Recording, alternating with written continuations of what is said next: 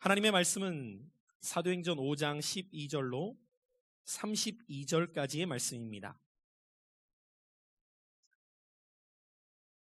하나님의 말씀은 사도행전 5장 12절로 32절까지의 말씀을 제가 한 절, 여러분들이 한 절 교독하시고 32절은 합독하여 읽겠습니다. 제가 먼저 읽습니다. 사도들의 손을 통하여 민간의 표적과 기사가 많이 일어나매 믿는 사람이 다 마음을 같이하여 솔로몬 행각에 모이고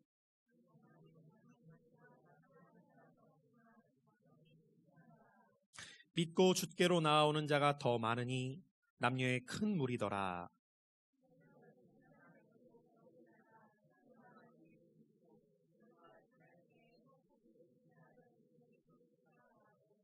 예루살렘 부근에 수많은 사람들도 모여 병든 사람과 더러운 귀신에게 괴로움 받는 사람을 데리고 와서 다 나음을 얻으니라.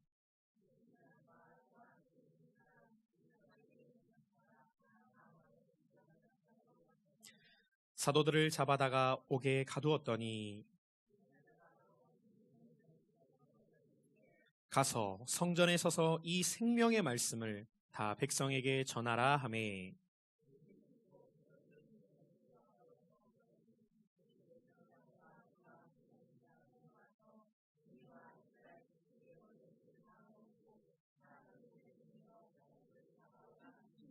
부하들이 가서 옥에서 사도들을 보지 못하고 돌아와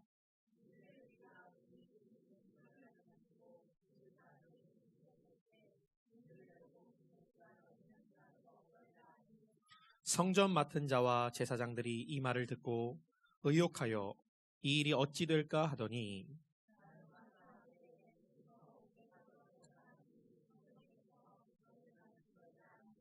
성전 맡은 자가 부하들과 같이 사서 그들을 잡아왔으나 강제로 못함은 백성들이 돌로 칠까 두려워함이더라.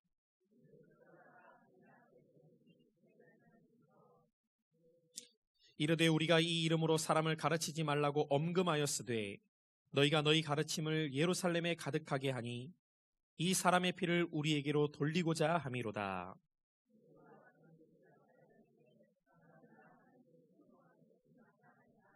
너희가 나무에 달아 죽인 예수를 우리 조상의 하나님이 살리시고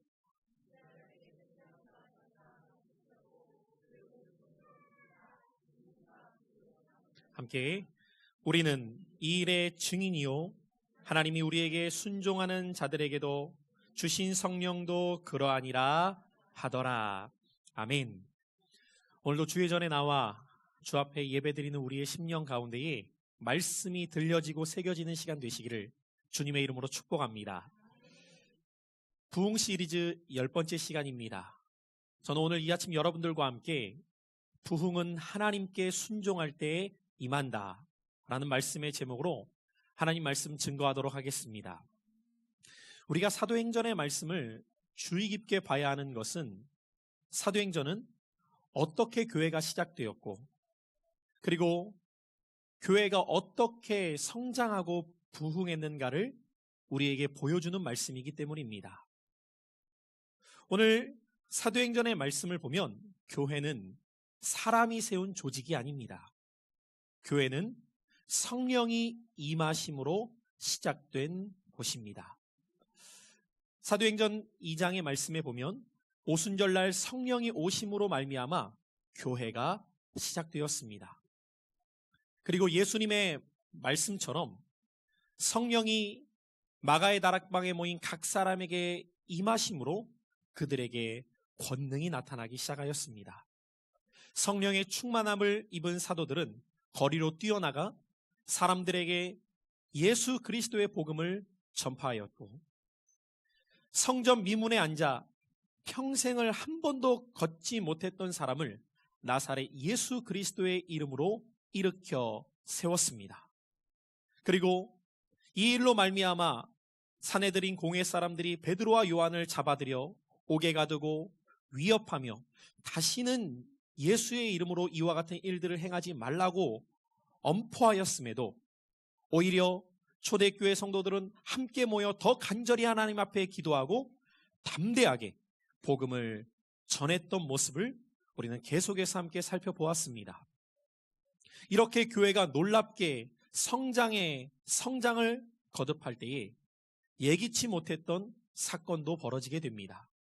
지난주에 우리는 사도행전 5장 1절로 11절의 말씀을 통해 교회의 일원이었던 아나니아와 삽비라 부부가 같은 날 불과 3시간의 차이를 두고 두 사람 모두 죽임을 당하게 되는 사건을 초대교회가 겪게 됩니다. 이 사건으로 말미암아 교회 안팎에 있었던 사람들이 심히 두려워하였다고 성경은 기록하고 있습니다. 왜 이런 일이 벌어졌던 것입니까? 성령님께서는 교회가 어떤 곳이 되어야 할까를 이 사건을 통해 분명히 가르쳐 주신 것입니다. 사랑하는 성도 여러분들, 교회는 성령 안에 기쁨이 있는 곳입니다. 그리고 교회는 사도의 가르침과 성도의 교제와 나눔이 있는 곳입니다. 저는 우리 교회가 주님 안에 기쁨이 충만한 교회가 될 수 있기를 원합니다. 가르침 속에 성도가 함께 교제하며 은혜의 나눔이 있는 교회가 될 수 있기를 소망합니다. 그러나 이것이 교회의 전부는 아닙니다. 교회는 성령의 전입니다. 다시 말해 교회는 거룩한 곳입니다.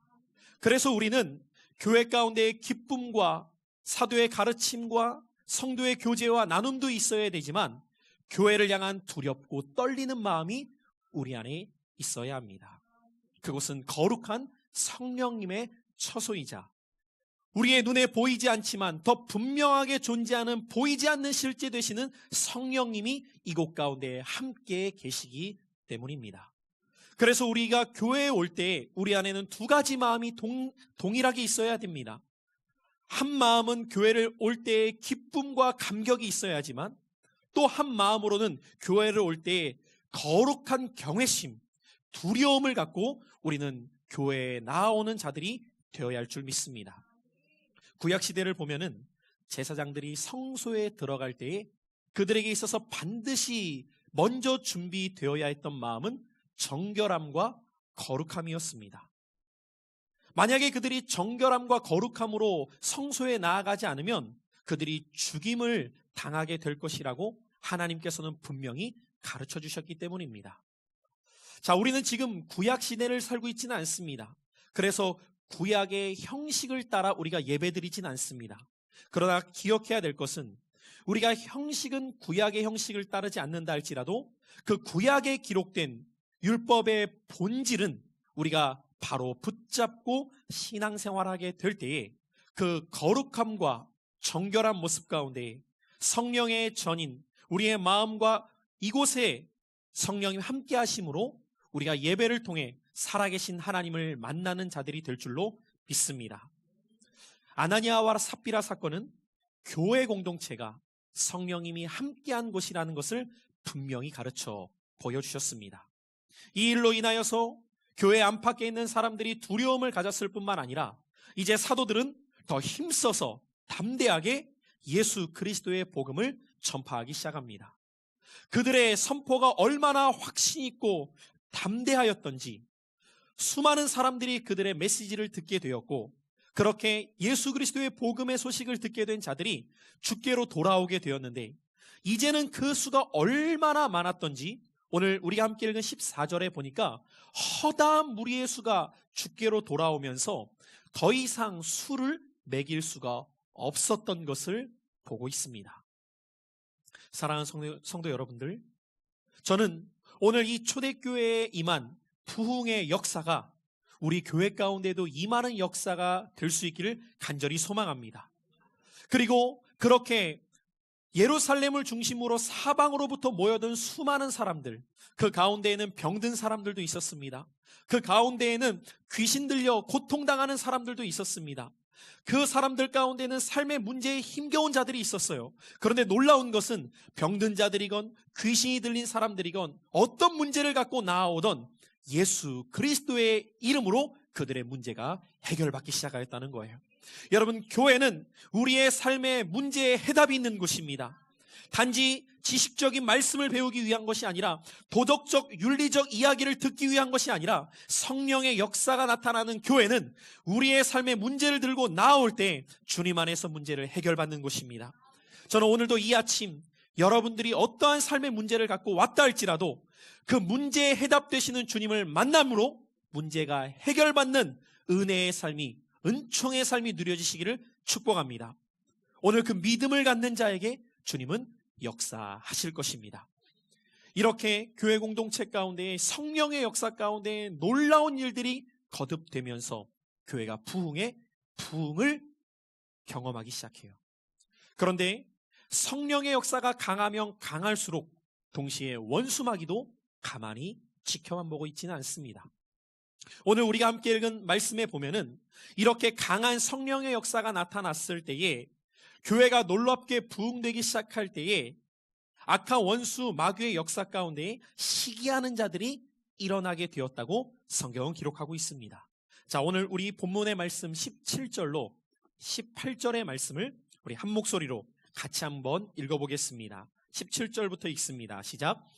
대제사장과 그와 함께 있는 사람, 즉 사두개인의 당파가 다 마음에 시기가 가득하여 일어나서 사도들을 잡아다가 옥에 가두었더니, 오늘 이 본문 말씀에 보면은 마음에 시기가 가득하여 라고 말합니다.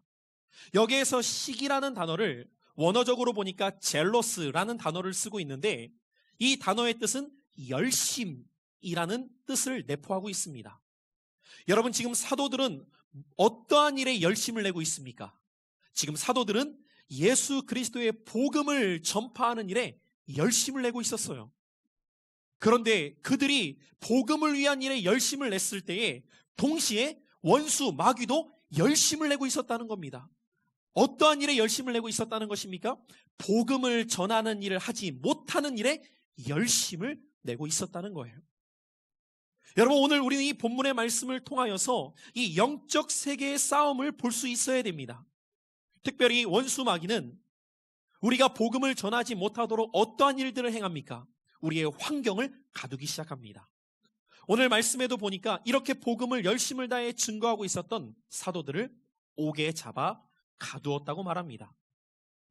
우리는 이 모습을 통해 우리가 하나님이 기뻐하시는 복음을 힘써 전하려고 할 때 원수 마귀가 어떻게 그 일을 방해하는가를 깨달을 수 있어야 돼요.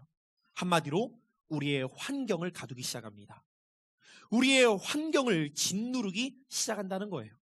나의 삶의 환경을 묶어서 하나님이 기뻐하시는 복음 전파의 사역을 감당하지 못하게 만든다는 것입니다.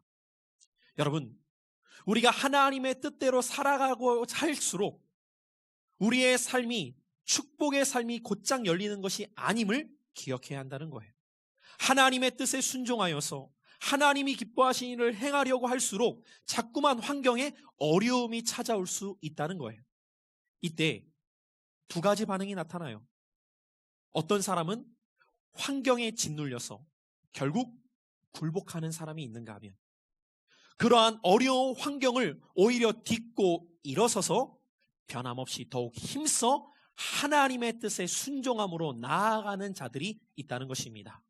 저는 오늘 이 아침 주의 말씀을 듣는 사랑하는 성도 여러분들, 여러분들이 환경에 넘어지는 자가 되지 않으시기를 축복합니다. 내가 주님의 일에 기쁨으로 순종하려고 할수록 내게 찾아오는 어려운 환경이 있을 때, 이것이 나로 하여금 하나님의 뜻에 순종하지 못하게 만드는 보이지 않는 악한 실제의 역사구나라는 것을 깨닫고 환경을 딛고 일어서시기를 축복합니다. 그래서 우리가 이 환경을 딛고 일어섬으로 주님의 뜻에 순종할 때 하나님의 나라가 확장되기 시작하는 거예요. 자, 그러면 우리에게 이렇게 환경을 짓누르는 사단의 공격 앞에서 우리가 어떤 행동을 취해야 될 것인가? 오늘 이 본문에 기록된 베드로 사도가 베드로전서 5장 8절 이하의 말씀을 통해 사단의 공격 앞에 성도가 취해야 될 태도를 말씀하고 있어요. 자, 우리 5장 8절로 9절의 말씀을 같이 함께 읽어봅니다. 시작. 근신하라, 깨어라. 너희 대적 마귀가 우는 사자같이 두루 삼키며 삼킬 자를 찾나니 너희는 믿음을 굳건하게 하여 그를 대적하라. 이는 세상에 있는 너희 형제들도 동일한 고난을 당하는 줄을 알미라. 우리 같이 한번 따라해 보실까요? 믿음을 굳건하게 하여 마귀를 대적하라. 할렐루야. 여러분, 바로 이것이 성도가 마귀의 공격 앞에 취해야 될 태도임을 붙잡으시기를 축복합니다. 마귀가 여러분들의 환경을 공격하며 마귀가 여러분들의 삶을 하나님 뜻대로 순종하지 못하도록 뒤흔들 때 우리가 취해야 될 것은 겁먹는 것이 아니라는 거예요. 우리가 취해야 될 것은 뒤로 물러서는 것이 아니라는 거예요. 우리가 취해야 될 태도가 무엇입니까? 믿음을 굳건하게 하여 마귀를 대적하는 것입니다. 우리가 그렇게 믿음을 굳건하게 하여 마귀를 대적할 때 우리에게 주시는 소망의 약속이 계속되어지는 베드로전서 5장 10절에 기록되어져 있어요. 우리가 이렇게 취할 때 10절은 말씀합니다. 모든 은혜의 하나님 곧 그리스도 안에서 너희를 부르사 자기의 영원한 영광에 들어가게 하신 이가 잠깐 고난을 당한 너희를 친히 온전하게 하시며 굳건하게 하시며 강하게 하시며 덜을 견고하게 하시리라. 여러분, 이 말씀도 우리가 약속으로 붙잡으며 따라합시다. 온전하게 하시며 굳건하게 하시며 강하게 하시며 털을 견고하게 하시리라. 오늘 이 약속을 믿음으로 취하시기를 축복합니다. 여러분들이 믿음을 굳건하게 하여 마귀를 대적할 때, 물러서지 않을 때 더 힘써 하나님 뜻에 순종하면 하나님이 어떤 약속을 우리에게 주셨냐면 우리를 온전케 하신대요. 우리를 굳건하게 하신대요. 더 강하게 하신대요. 털을 견고하게 하신답니다. 여러분, 이와 같은 은혜의 삶을 누리게 되시기를 주님의 이름으로 축복합니다. 자, 그래서 오늘 본문에 이어지는 말씀을 보면 사도들이 옥에 갇힙니다. 그러나 그들은 전혀 두려워하지 않습니다. 오히려 더욱 담대한 마음을 가질 때 그 감옥에 성령 하나님께서 믿기 힘든 일들을 행하시기 시작해요. 주의 사자를 통하여서 한밤중에 그들에게 나타나사 그들에게 말씀하시며 오히려 옥문을 여셔서 그들을 끄집어내십니다. 여러분, 지금 이것은 환상이 아닙니다. 이것은 소설이 아닙니다. 실제로 일어난 사건을 성경이 기록하고 있다는 것을 우리는 잊지 말아야 됩니다. 갇혀 있었던 그들을 주님이 풀어놓아 밖으로 꺼내십니다. 그리고 그들에게 분부하시기를 너희는 지금 즉시 성전으로 다시 가서 그곳에 있는 자들에게 주의 복음을 전파해라. 여러분, 여러분들의 삶이 자유하기를 원하십니까? 성령의 뜻에 순종하시기를 축복합니다. 내 삶이 묶여있던 것이 풀어지고 자유함을 누리기 위해서는 하나님의 뜻에 순종하는 자들에게 주님은 자유를 허락하시는 거예요. 그들은 풀어져서 또다시 새벽에 회당으로 가서 그곳에 있는 자들 가운데에 진리의 말씀을 전파하기 시작합니다. 그런데 공회 사람들은 지금 어떠한 일이 일어났는가를 모르고 있었어요. 그래서 사람을 보내어 옥에 있는 자들을 끌어오라고 명합니다. 그래서 그 명을 받은 사람들이 옥에 가봤더니 옥 안에 있어야 될 사람들이 한 사람도 없는 겁니다. 더 신기한 것은 옥문은 굳게 잠겼고 분명히 그 앞에 경비병들이 지키고 있었다는 거예요. 그런데 그 안에는 한 사람도 없었다는 거예요. 묻습니다. 이 안에 있었던 사람들 어디 갔냐고. 그랬더니 그들은 어리둥절하면서 우리도 모르겠다고. 그들이 이 소식을 돌아와서 공회 사람들에게 알리게 됩니다. 이 소식을 듣게 되었던 모든 사람들이 심히 당황했다고 성경은 기록하고 있어요. 도대체 이 모든 일이 무슨 일이냐고 서로 간에 묻고 있었던 찰나에 한 사람이 그들 가운데 와서 여러분, 지금 옥에 갇혀 있었던 사람들이 저 거리에서, 저 회당에서 사람들에게 복음을 전하고 있다는 소식을 전해주게 돼요. 대제사장을 비롯한 사람들이 빨리 가서 그들을 잡아오라고 명합니다. 그렇게 명을 받은 사람들이 가서 사도들을 잡아올 때에 사람들이 밀란을 일으킬까 두려워 함부로 대하지 못하고 데려오게 됩니다. 그리고 공회 앞에 사도들을 세운 후에 대제사장이 그들을 신문하기 시작합니다. 자, 그들을 신문하는 내용이 오늘 우리가 읽은 본문 28절입니다. 같이 한번 우리 28절의 말씀을 함께 읽습니다. 시작. 이르되 우리가 이 이름으로 사람을 가르치지 말라고 엄금하였으되 너희가 너희 가르침을 예루살렘에 가득하게 하니 이 사람의 피를 우리에게 돌리고자 함이로다. 지금 분노한 대제사장을 비롯한 공회 사람들이 이들을 신문하는 겁니다. 그러나 이 말을 듣고 있던 사도들은 전혀 위축되지 않아요. 도리어 계속되어지는 29절에 베드로 사도가 그들을 향해 이렇게 말하는 겁니다. 자, 우리 29절도 같이 한번 읽어보죠. 시작. 베드로와 사도들이 대답하여 이르되 사람보다 하나님께 순종하는 것이 마땅하니라. 여러분, 오늘 베드로와 사도들의 말을 주목하십시오. 지금 그들은 대제사장과 공회 사람들을 향해 뭐라고 말합니까?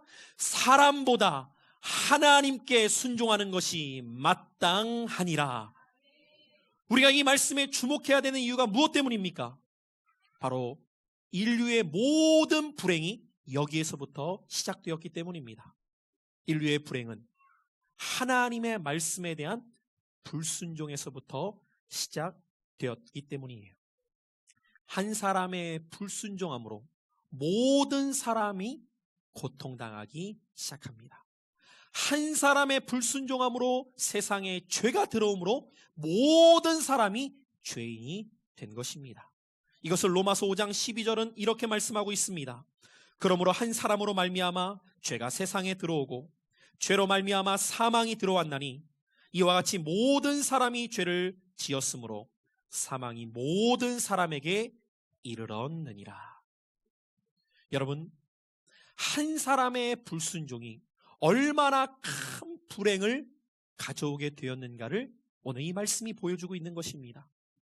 불순종으로 말미암아 죄가 세상에 들어오게 되었고 그 죄로 말미암아 모든 사람이 죽음에 이르르게 되는 불행을 자초하게 되었다는 겁니다. 자, 그러면 여기에서 우리가 한 가지 먼저 생각해 보아야 될 것은 아담과 하와를 불순종하게 만들었던 이 불순종의 실체를 우리는 바로 알아야 합니다. 그들을 불순종하게 만들었던 실체가 무엇입니까? 에베소서 2장 2절은 이 불순종의 실체에 대해 이렇게 말하고 있습니다. 그때 너희는 그 가운데서 행하여 이 세상 풍조를 따르고 공중의 권세 잡은 자를 따랐으니 곧 지금 불순종의 아들들 가운데서 역사하는 영이라. 왜 사람들은 하나님의 말씀에 순종하지 않는 것일까요? 왜 사람들은 하나님의 뜻대로 살아가지 않는 것일까요? 우리가 성경 말씀을 보면 하나님의 말씀은 우리에게 해악이 되는 말씀이 하나도 없습니다.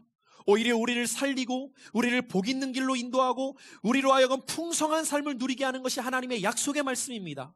그런데도 불구하고 사람들은 하나님의 말씀대로 순종하지 않습니다. 왜 그럴까요? 오늘 에베소서 2장은 우리를 불순종하게 만드는 실체에 대해 말씀하고 있습니다. 한마디로 우리를 불순종하게 만드는 악한 영이 있다는 것입니다. 우리가 하나님의 뜻대로 살아가면 그 결과는 풍성한 삶입니다. 그 결과는 우리로 하여금 더 큰 복을 누리게 만듭니다. 그런데 오늘 우리의 삶을 하나님의 뜻대로 살아가지 못하여 하나님이 주시는 풍성한 삶을 누리지 못하게 만드는 불순종의 영이 있다는 거예요. 이 불순종의 영은 우리의 삶을 도둑질하고 죽이고 멸망시키는 것이 목적입니다. 그래서 속인다는 거예요. 어떻게 하든지 간에 우리로 하여금 속게 만들어서 하나님의 뜻대로 살아가기보다 그 뜻대로 살아가지 않는 것이 더 행복한 것처럼 위장시키고 포장하고 속이게 만들어서 결국 우리를 풍성한 삶으로 인도하지 못하게 만든다는 것입니다. 여기에 속지 말아야 합니다. 여기에 넘어지지 말아야 합니다. 그러나 최초의 사람이었던 아담과 하와가 이 사탄의 속임수에, 이 마귀의 속임수에 넘어지고 맙니다. 결국 첫사람 아담의 죄가 우리 모두에게 전가되는, 이것을 유전죄라고도 말합니다. 우리의 조상이 죄를 범했을 때 그 죄가 우리에게까지 흘러 들어오는 불행과 비극이 주어지게 되었던 것이죠. 결국 한 사람의 불순종은 모든 사람에게 불행을 가져오게 되었습니다.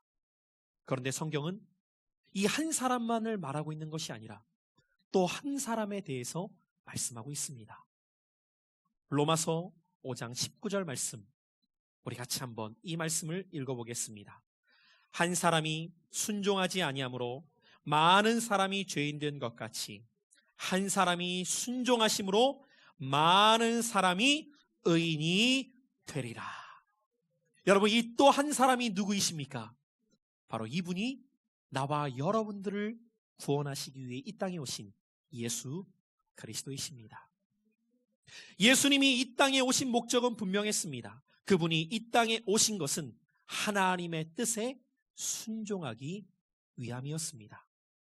이 하나님의 뜻은 우리의 죄를 대신 짊어지시고 예수 그리스도가 십자가에 달려 죽으심으로 말미암아 그 대속의 은혜 가운데 우리를 구원하시기 위한 계획이셨습니다.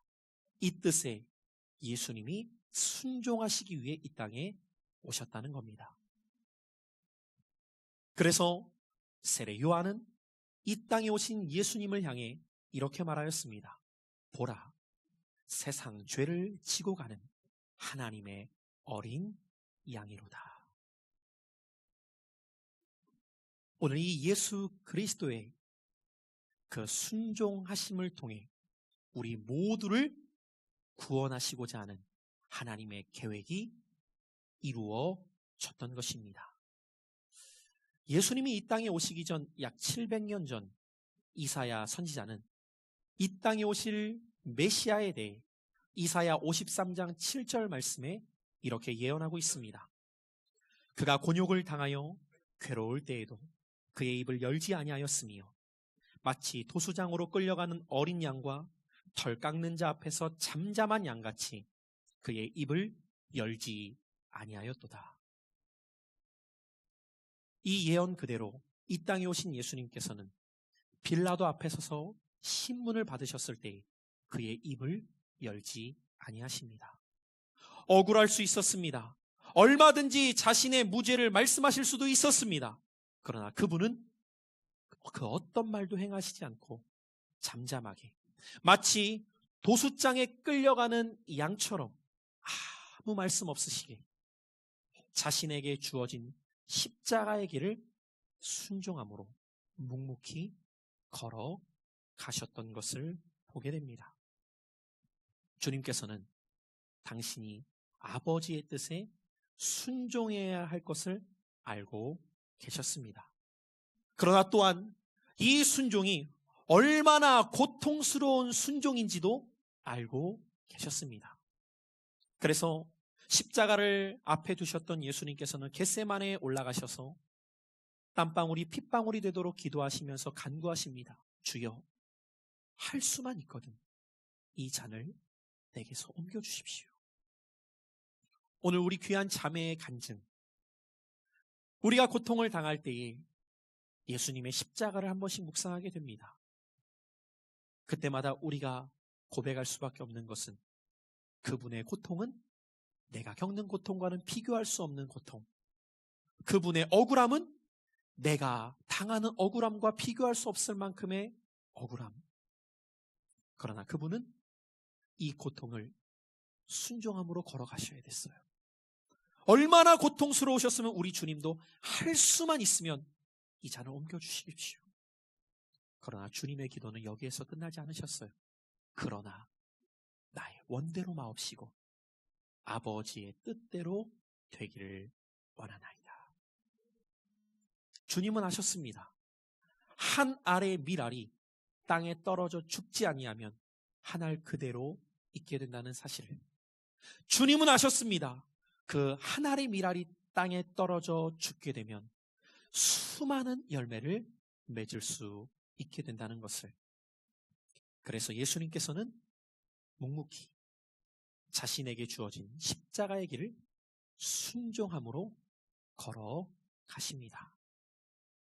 하나님의 본체이셨던 그분이 인간의 몸을 입고 이 땅 가운데 오사 자신에게 주어진 십자가의 길을 걸어가십니다. 주님이 걸어가셨던 그 십자가의 길의 아픔은 육신의 아픔보다도 자신의 뜻을 알지 못하는 그 백성들의 모습을 지켜보는 더 큰 고통과 아픔이셨습니다. 여러분은 십자가를 바라보면서 무엇을 생각하십니까? 우리는 예배당에 나와 예배를 드릴 때마다 앞에 있는 십자가를 봅니다. 여러분들은 이 십자가를 보면서 어떤 생각을 가지십니까? 우리는 오늘 이 말씀 앞에 이 십자가를 볼 때마다 하나님의 뜻에 온전하게 순종하신 주님을 바라볼 수 있어야 할 줄 믿습니다.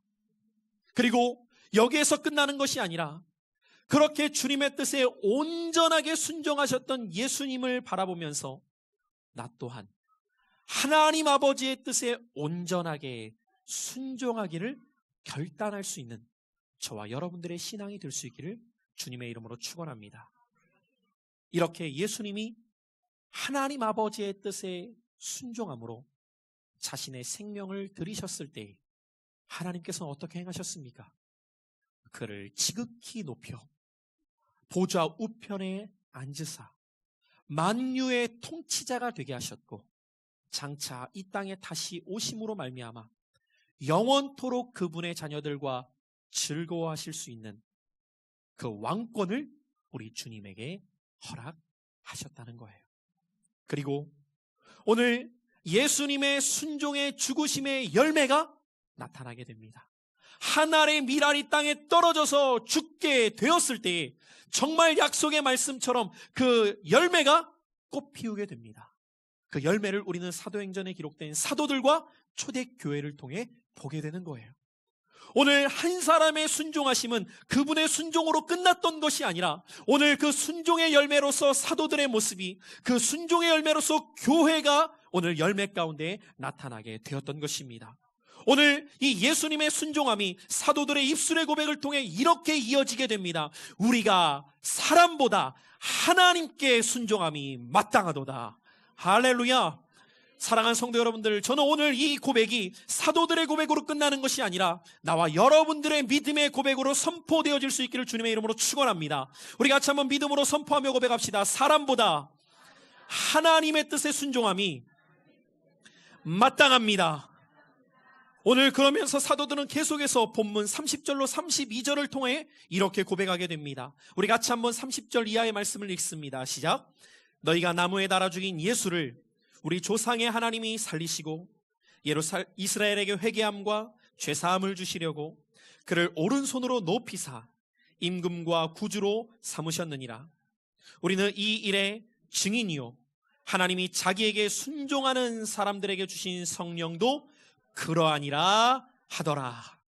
여러분, 성령이 충만했던 사도들, 그들은 오직 하나님의 뜻에 순종하는 사람들로 변화되었습니다. 여러분, 성령 충만의 열매는 무엇입니까? 하나님의 뜻에 대한 온전한 순종입니다. 저는 여러분들이 성령 충만한 자들 될 수 있기를 축복합니다. 하나님의 뜻에 온전히 순종한 자들로 세워지게 되시기를 축복합니다. 그 일을 통해 하나님께서는 그분의 나라를 확장해 가시는 거예요. 사도들처럼 저와 여러분들도 주저함 없이 예수 그리스도의 복음을 선포할 수 있게 되시기를 축복합니다. 어제 제가 버스킹을 하고 나서 다 마치고 집으로 돌아갔더니 저희 첫째 딸이 저에게 물어요. 아빠는 어떻게 그렇게 자신 있게 전도를 할 수 있어요? 저한테 묻는 거예요. 그 다음 고백이 참 귀했어요. 나도 사람들한테 가서 예수 믿고 천국 가세요 이게 하고 싶은데 마음은 너무 간절한데 가면 입이 안 떨어진다는 거예요. 여러분, 때로는 우리가 누군가에게 복음을 전한다는 것 걱정이 돼요. 잘할 수 있을까? 주저도 돼요. 막상 할 것 같은데 교회에서 모여서 기도할 때는 잘할 것 같은데 나가면 입이 안 떨어질 때가 있어요. 그러나 여러분들, 전도는 내 힘으로 하는 게 아니에요. 내게 성령의 충만이 부어질 때에 성령께서 우리의 입을 주장하시기 시작하는 거예요. 성령께서 우리의 마음을 붙잡아 주시기 시작하는 거예요. 여러분, 이 성령의 충만한 역사를 체험하는 신앙 되시기를 축복합니다. 내 힘이 아니에요. 성령님이 행하게 하시는 것입니다. 그리고 그렇게 성령의 충만함 가운데 그 뜻에 순종하는 자들을 통해 성령 하나님께서는 교회에 놀라운 부흥을 허락하시는 거예요. 저는 우리 교회가 이 부흥을 경험하는 교회 될 수 있기를 축복합니다. 부흥의 파도가 일어날 수 있기를 소망해요.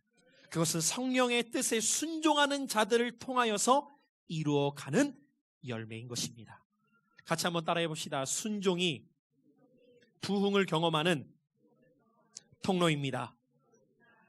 하나님께 순종하는 저와 여러분들 될 수 있기를 바랍니다.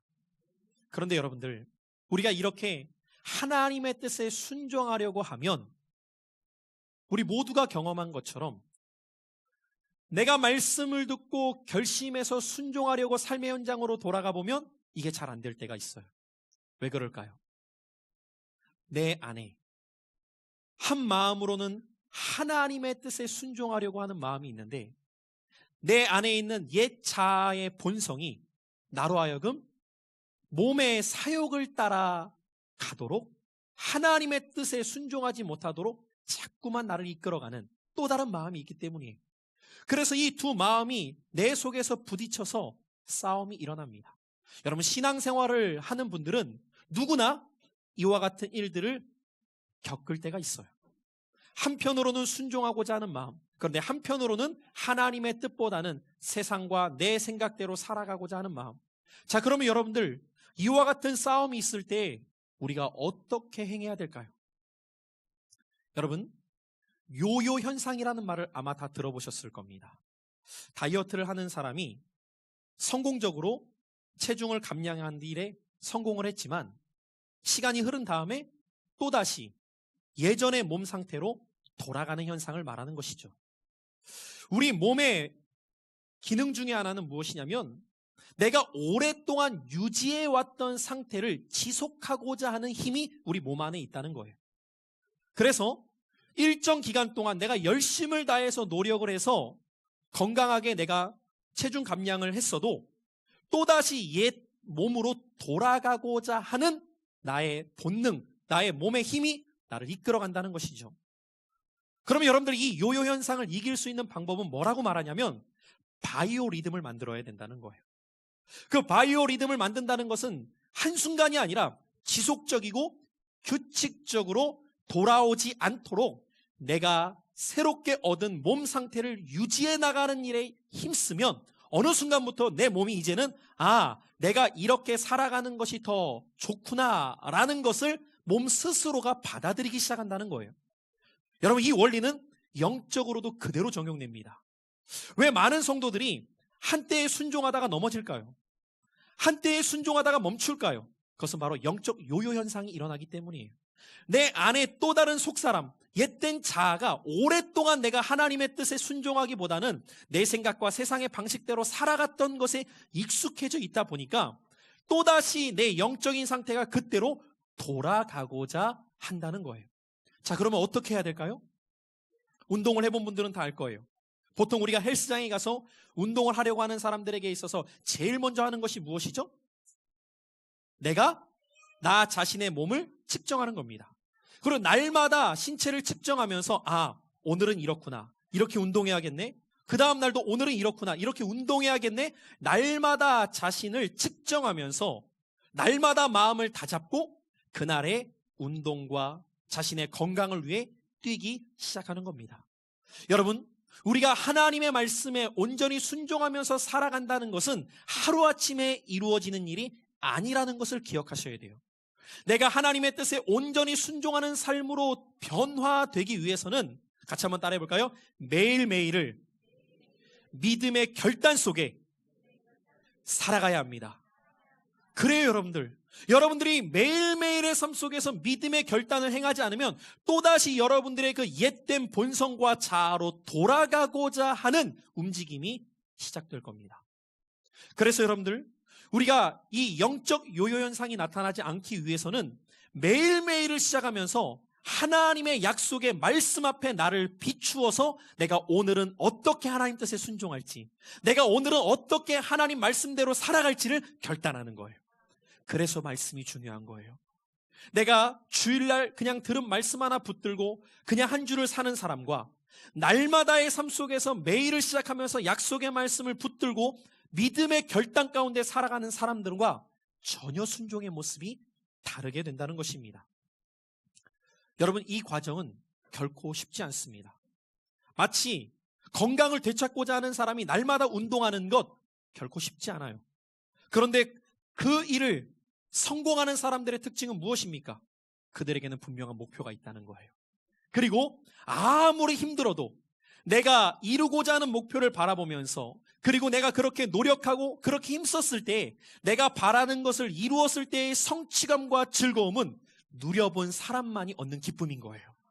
여러분, 저는 여러분들의 신앙생활이 하나님 안에서 영적 승리의 성취감을 누리시기를 축복해요.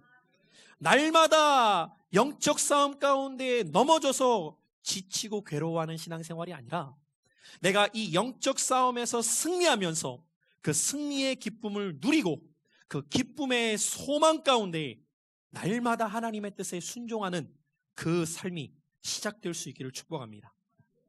예수님도 마찬가지였어요. 십자가의 그 고통을 예수님이 어떻게 이기실 수 있었을까요? 고통스럽지 않은 것이 아니에요. 고통스러웠어요. 그런데 어떻게 이기셨느냐? 히브리서 기자는 히브리서 12장 2절을 통해 예수님이 십자가의 고통을 어떻게 참으셨는가를 말씀합니다. 같이 한번 읽어볼까요? 믿음의 주요 또 온전하게 하시는 이 예수를 바라보라. 그는 그 앞에 있는 기쁨을 위하여 십자가를 참으사 부끄러움을 개의치 아니하시더니 하나님 보좌 우편에 앉으셨느니라. 여러분, 이 말씀에서 우리가 주목해야 될 두 가지 표현이 있어요. 기쁨을 위하여, 그리고 하나님 보좌 우편에 앉으셨느니라.